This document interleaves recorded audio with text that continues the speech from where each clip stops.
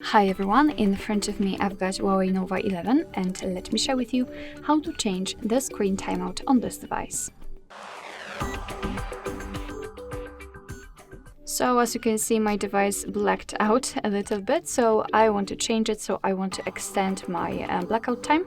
So let's enter the settings. Then here we have to scroll down a little bit to find display and brightness.